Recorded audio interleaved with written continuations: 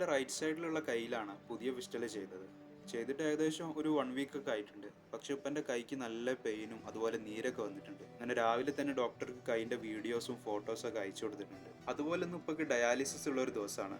അങ്ങനെ രാവിലെ തന്നെ നമ്മൾ സെന്ററിലെത്തി ഉപ്പൻ്റെ വെയിറ്റ് ഒക്കെ ചെക്ക് ചെയ്ത് ഉപ്പനെ നേരെ ബെഡിൽ കിടത്തി ബ്ലാങ്കറ്റ് ഒക്കെ ഇട്ട് കൊടുത്ത് ഞാൻ നേരെ വെയിറ്റിംഗ് ഏരിയയിലേക്ക് പോകുന്നു. സെന്ററിൽ ഡയാലിസിസ് ചെയ്യാൻ വരുന്ന ഒരു ചേച്ചിന്റെ മൊബൈൽ ഫോൺ കേട് വന്നിട്ടുണ്ട്. അപ്പൊ ചേച്ചി രാജേഷേട്ടനോട് ഒരു മൊബൈൽ ഫോൺ വാങ്ങിച്ചു കൊടുക്കാൻ ഏൽപ്പിച്ചിട്ടുണ്ട്. ആ ഒരു പുതിയ മൊബൈൽ ഫോണാണിത്. ചേച്ചിന്റെ സിമ്മും കാര്യങ്ങളൊക്കെ ഈ ഒരു പുതിയ ഫോണിലേക്ക് ഇട്ട് കൊടുക്കുന്ന പരിപാടിയാണ്. ആദ്യത്തെ ഫോണിലെ നമ്പേഴ്സ് ഒക്കെ ഈ ഒരു പുതിയ ഫോണിലേക്ക് മാറ്റി കൊടുക്കണം. ചേച്ചിന്റെ ഫോൺ നോക്കിയപ്പോൾ ചേച്ചിന്റെ ഫോണിലാകെ 3 നമ്പേഴ്സേ ഉള്ളൂ. അതിനിടയ്ക്ക് ഉപ്പക്ക് ഡയാലിസിസിന്റെ അടുക്ക് ഒരു ചായ കൊടുക്കാണ്ടായിരുന്നു. ആ ഒരു ചായ ഒക്കെ കൊടുത്ത് ഏകദേശം ഒരു ഉച്ചക്കാകാൻ നേരമാണ് ഉപ്പന്റെ ഡയാലിസിസ് കഴിഞ്ഞ് നമ്മൾ പുറത്തിറങ്ങിയത്. ഫിസ്റ്റല് ചെയ്ത ആ ഒരു കൈക്ക് നല്ല പെയിനും വീക്കും ഉണ്ട്. അപ്പൊ രാവിലെ തന്നെ ഡോക്ടർക്ക് വീഡിയോസും ഫോട്ടോസും ഒക്കെ അയച്ചു കൊടുത്തിരുന്നു ഫിസ്റ്റല് ചെയ്ത ആ ഒരു കയ്യില്. നമ്മൾ മെസ്സേജ് കണ്ട് ഡോക്ടർ റിപ്ലൈ തന്നിട്ടുണ്ട്. ഫിസ്റ്റല് ചെയ്ത ആ ഒരു കയ്യിൽ 2 ദിവസം കൂടുമ്പോൾ ഡ്രസ്സിങ് ചെയ്യാറുണ്ട്.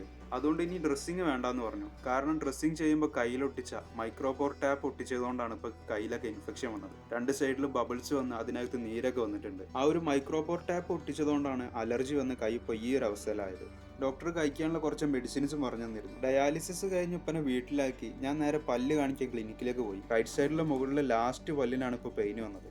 പെയിൻ എപ്പോഴെങ്കിലൊക്കെയാണ് വരാറ്. പക്ഷെ പെയിൻ വന്നു കഴിഞ്ഞാൽ അന്നത്തെ ദിവസം അങ്ങോട്ട് പോകും. ആദ്യമൊക്കെ പല്ലുവേദന വന്ന് കവിളിന്റെ മുകളിൽ കൈയൊക്കെ വെച്ച് ഓരോരുത്തർ ഇരിക്കുന്നതും കിടക്കുന്നതൊക്കെ കാണാൻ പറ്റും. ആ ഒരു പെയിനുണ്ട്. പക്ഷെ അത് നമുക്ക് വരുമ്പോഴേ ആ ഒരു പെയിൻ എത്രത്തോളം ഉണ്ടെന്ന് മനസ്സിലാവും. ഇങ്ങനെ ഡോക്ടറെ കണ്ട് ഡോക്ടർ പല്ലൊക്കെ ചെക്ക് ചെയ്ത് അത് ലാസ്റ്റ് പല്ലായതുകൊണ്ട് ഒരു സൈഡ് പൊട്ടിയിട്ടു. ആ ഒരു പല്ല് അടച്ചിട്ടോ അതുപോലെ റൂട്ട് കനാൽ ചെയ്തിട്ടൊന്നും കാര്യമില്ല. എടുക്കുന്നതാണ് ഏറ്റവും ബെറ്റർ എന്ന് പറഞ്ഞു. അതുപോലെ ഇപ്പോൾ ഉള്ള പെയിന് കുറഞ്ഞാൽ മാത്രമേ ആ ഒരു പല്ല് എടുക്കാൻ പറ്റുള്ളൂ. അതുകൊണ്ട് ഒരു 3 ഡേയ്സ് മെഡിസിൻ കഴിച്ച് അതിനുശേഷം പെയിന് കുറഞ്ഞിട്ടാണ് അത് എടുക്കാൻ വരാൻ പറഞ്ഞത്. അതുപോലെ ലാസ്റ്റ് പല്ലായതുകൊണ്ട് ആ ഒരു പല്ലുകൊണ്ട് വലിയ യൂസ് ഒന്നുമില്ല. അപ്പോൾ ദാറ്റ്സ് ഫോർ ടുഡേ. ബാക്കി നാളെ.